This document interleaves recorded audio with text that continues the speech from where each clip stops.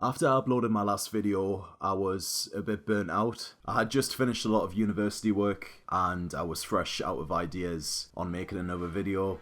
So I just wanted to sit down and watch a film. It had been a while since I genuinely enjoyed watching a film. And I'm not sure why, but I was really in the mood to watch a horror film, which is weird for me because I don't usually go out of my way to watch horrors unless it has Robert Pattinson fighting seagulls. But anyway, I sat down and I watched one, and then I watched another, and then another, and soon after I ended up setting myself the absolutely pointless challenge of watching as many horror films as I could in the space of a week. I started from the 9th to the 16th of June. I'm going to review each of these films in a pretty quick fire and loose format, so it's not going to be that scripted or anything. I'm just going to give my thoughts on it and get through as many as I can. So without further ado, let's just get straight into it. So I started off the week watching Horror Noir. I know it's not technically a horror, fuck you, it's a documentary about horror, I'm counting it.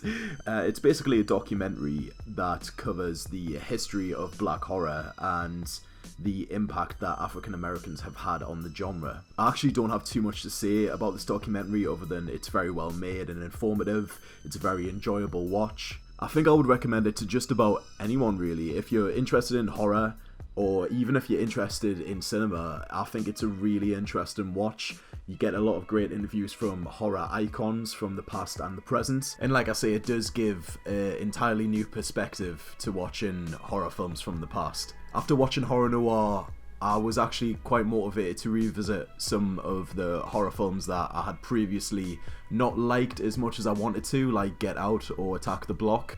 But I think I can go back and watch those films now with an entirely new mindset and the broader picture when it comes to the portrayal of black characters in horror films. If this sounds interesting to you, I'll put the link in the description. It's streaming for completely free on Shudder, so there's not really an excuse not to watch this one.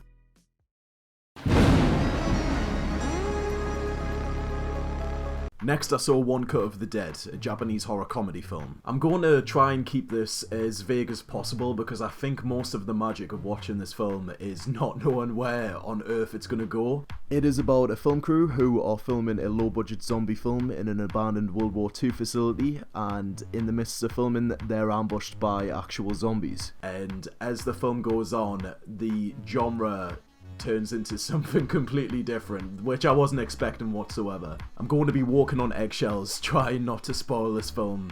Okay, here's what my seal of recommendation is. I was sitting through this film thinking that it was pretty good. I didn't think it was anything spectacular, and I thought the film was finished, so I go to turn it off and I realise that I'm not even halfway through the film, and that is where it goes into totally unexpected territory. Listen, it's really good. Trust us, just check it out. You won't be disappointed.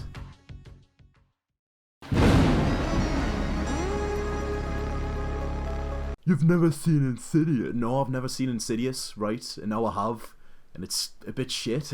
I did actually want to like this film because I like James Wan. I like most of his, well, he's had hits and misses for sure, but I think his style of building up and paying off scares in horror films is pretty much top notch. I think that's probably the strongest aspect of Insidious as well, is the build up, you know, the Roman shots that glide through the house. It's his use of silence and exactly where he places the camera that demonstrate his ability to effectively create a scary atmosphere. But I just found it all to be a bit silly, honestly. A lot of the acting ranged from okay to just plain bad. The film takes itself just way too seriously for what it is, and it lends itself to really comedic moments like Patrick Wilson screaming in a granny's face. It's beautiful. Why did you do that? Why would you do that to me when you know how I feel about that? Why? Why? But you're just given no reason to care about any of these characters. Patrick Wilson and Rose Byrne are two actors that I really enjoy, and they've done great performances in other films, but they're just written to be this most bland, you know, nuclear family. There's nothing really there in their personality whatsoever. You don't get a huge sense of the relationship between the parents and the son either.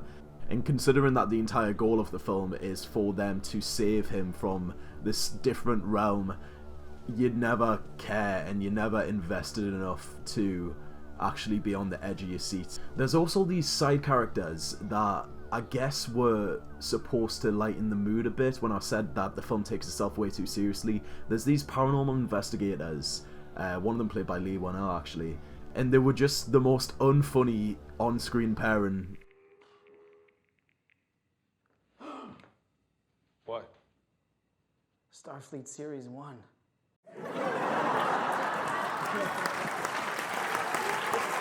Whenever they would crack some sort of joke, it would just take away all tension that the film was already building up, and it just felt so out of place with the rest of the tone of the film. I feel like, you know, the producers or something were just kind of like, okay, this film about a Darth Maul demon takes itself way too seriously. Quick, let's put in these two side characters that just make awful jokes, and then audiences will like it more. Overall, did not enjoy very much. There's aspects that I think could have been cool, but overall just bad characters, bad performances, way too serious. Needed more screaming at elderly people.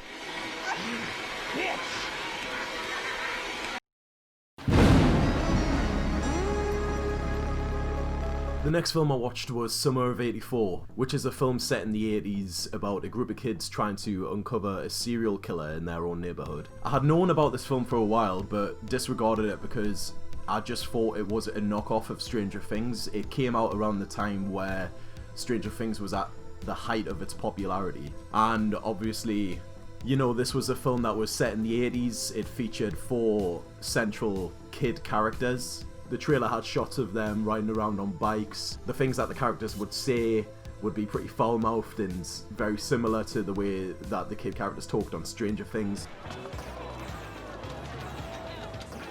Guys, what? Those are the Pacific Grove chicks from last week. Get off of me, you psycho! I got knees, Woody.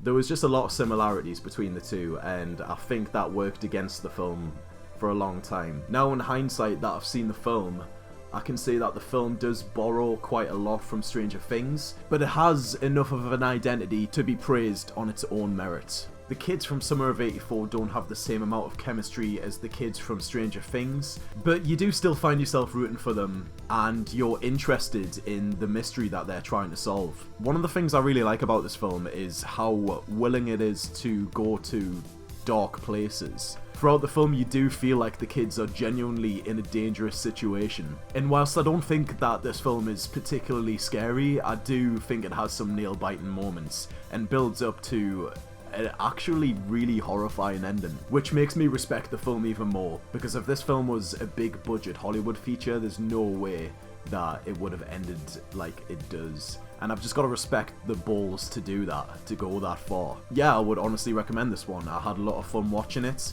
The soundtrack by... I've got to look it up to see who it is. Lematos?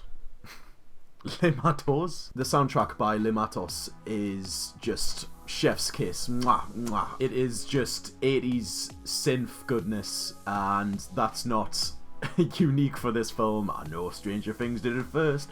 You know, I like it. I like it either way. It's fun, you know. You do get that Goonies style of adventure whilst you're watching it as well. And yeah, it's using nostalgia to appeal to the Stranger Things crowd, but like I say, I think it is its own film and should be praised for that. I would definitely recommend it if you want to watch a horror that's more on the fun side rather than the shit your pants and not go to sleep side. This one's definitely for you.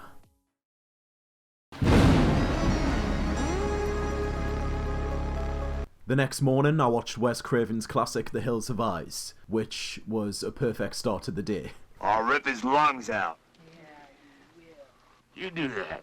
If you've got no idea what this film is, it's basically just a family gets trapped in the middle of a desert and they're hunted down one by one by a family of cannibals. I'm ashamed to say that I haven't seen many Wes Craven films. The only one I had seen prior to The Hills Have Eyes was Scream. I still need to see A Nightmare on Elm Street, which I'm sure that I'll enjoy. But The Hills Have Eyes, yeah, it was okay. It didn't do much for me, but I can respect its place as a cult horror film. I think the majority of this film is a product of its time. There are some really annoying characters. There's the daughter of the family, whose contribution to the film is mostly just screaming.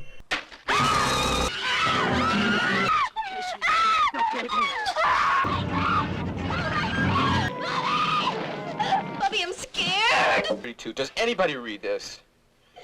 We need police help. Mayday. Look, Brendan, will you keep it down? And the ending is really abrupt. It just seems to stop in the middle of a scene, which was kind of weird. But at the same time, there are some brutal moments that you just don't get nowadays. I enjoy how unapologetically nasty it can be. I don't think this film will shock as many people now as it would have the time that it came out. But I guess I would give it a light recommendation because it's really short, has some good scrappy moments. If you're interested in cannibal movies or are interested in where Wes Craven started, you know, there's worse films to check out than this one, that's for sure.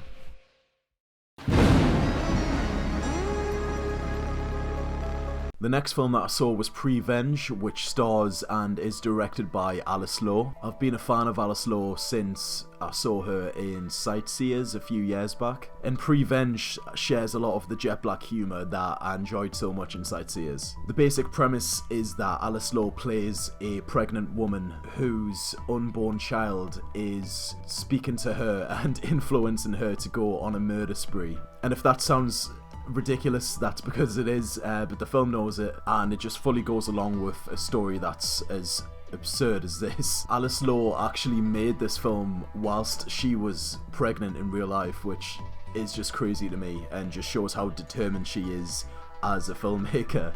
As a film itself though, Prevenge is totally a hidden gem. Alice Lowe is great as always in the lead role, and the film will have you laughing at things that you're not entirely sure that you should be laughing at. 100% recommend this one, and I recommend supporting anything that Alice Lowe does in the future because I think she is a very talented actress and filmmaker. If you want to watch something that's dark with a twisted sense of humour, yeah, this one's for you.